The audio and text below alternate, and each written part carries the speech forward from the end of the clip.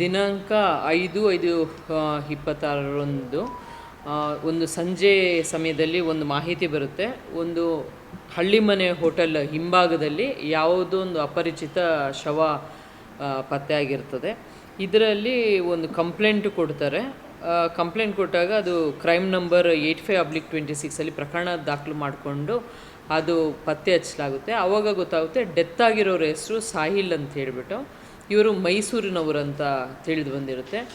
ಇದು ತನಿಖಾ ತಂಡವನ್ನು ರಚಿಸಿ ಇದು ಪತ್ತೆ ಆಗುತ್ತೆ. ಪ್ರಕರಣ ಪತ್ತೆ ಆದಾಗ ಇದು ತಿಳಿದು ಬರ್ತದೆ ಮರ್ಡರ್ ಮಾಡಿರೋರು ಸುಹೇಲ್ ಅಂತ ಹೇಳಿ. ಸುಹೇಲ್ ಅವ್ರಿಗೆ ಏನು ಅಂದರೆ ಇವ್ರಿಗೆ ಸಾಹಿಲ್ ಅವ್ರ ಮೇಲೆ ಒಂದು ಸುಮಾರು 6 ಪ್ರಕರಣಗಳಿರುತ್ತೆ. ಅವರು ಸುಹೇಲ್ ಅವ್ರಿಗೆ ಮತ್ತು ಬೇರೆ ಎಲ್ಲರಿಗೂ ಸಹ ತೊಂದರೆ ಕೊಡ್ತಾ ಇರ್ತಾರೆ. ಹಫ್ತಾ ವಸೂಲಿ ಮಾಡೋದು ಆ ಥರ ಎಲ್ಲ ತೊಂದರೆ ಕೊಡ್ತಾ ಇರ್ತಾರೆ ಅಂತ ತಿಳಿದು ಬರ್ತದೆ. ಸುಹೇಲ್ ಅವ್ರಿಗೂ ಸಹ ಅವರು ಪ್ರಾಣ ಬೆದರಿಕೆಯನ್ನು ಹಾಕಿರ್ತಾರೆ ಸಾಹಿಲ್. ಈ ಒಂದು ವಿಚಾರನ ಸುಹೇಲ್ ಅವರು ಒಂದು ಫ್ರೂಟ್ ಅಫ್ಸರ್ ಅಂತ ಹೇಳ್ಬಿಟ್ಟು ಒಬ್ಬರ ಕಡೆ ಶೇರ್ ಮಾಡ್ತಾರೆ.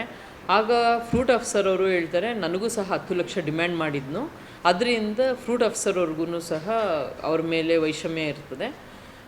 ಆವಾಗ ಸಾಹಿಲ್ ಅವರು ಎಕ್ಸ್ಪ್ರೆಸ್ ಮಾಡ್ತಾರೆ ನಾನು ಅವ್ರನ್ನ ಮರ್ಡರ್ ಮಾಡಿಬಿಡ್ತೀನಂತ. ಆಗ ಫ್ರೂಟ್ ಅಫ್ಸರ್ ಅವರು ತಿಳಿಸ್ತಾರೆ ಆಯಿತು ನೀನು ಮಾಡು, ಅದು ಏನಾದ್ರು ಇದ್ದರೆ ಕೋರ್ಟ್ದು ಎಲ್ಲ ನಾನು ನೋಡ್ಕೊಳ್ತೀನಿ ಅಂತ ಹೇಳ್ತಾರೆ.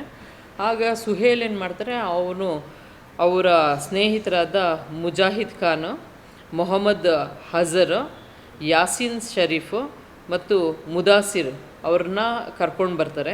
ಮರ್ಡರ್ ಮಾಡ್ಬೇಕಂತ ಡಿಸೈಡ್ ಮಾಡಿದ್ಮೇಲೆ ಸುಹೇಲ್ ಅವರು ಬೈಕ್ ರೈಡ್ ಮಾಡ್ತಾರೆ. ಸಾಹಿಲ್ನ ಹಿಂದೆಗಡೆ ಕುಣಿಸ್ಕೊತಾರೆ, ಯಾರು ಡೆತ್ ಆಗಿದ್ದಾರನ್ನ ಹಿಂದೆ ಕುಣಿಸ್ಕೊತಾರೆ.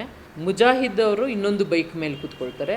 ಇನ್ನು 3 ಜನ ಅಂದರೆ ಮೊಹಮ್ಮದ್ ಹಜಾರು, ಯಾಸೀನ್ ಶರೀಫು ಮತ್ತು ಮುದಾಸಿರ್ ಅವರು ಈ ಹಳ್ಳಿ ಮನೆ ಹತ್ರ ವೆಯ್ಟ್ ಮಾಡ್ತಾರೆ. ಯಾರಾದರೂ ಬಂದರೆ ನೋಡ್ಕೊಳ್ಳಿಕ್ಕೆ ವೆಯ್ಟ್ ಮಾಡ್ತಾರೆ.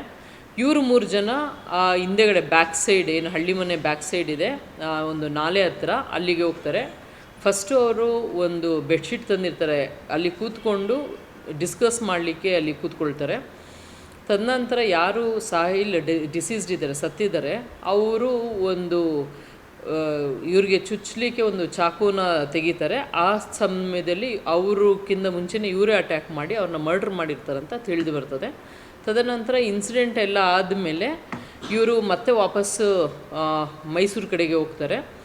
ತದನಂತರ ಫ್ರೂಟ್ ಅಫ್ಸರ್ ಅವರ ಜೊತೆಯಲ್ಲಿ ಇನ್ನೊಬ್ಬ ಪರ್ಸನ್ ಇರ್ತಾನೆ, ಹುಡುಗ.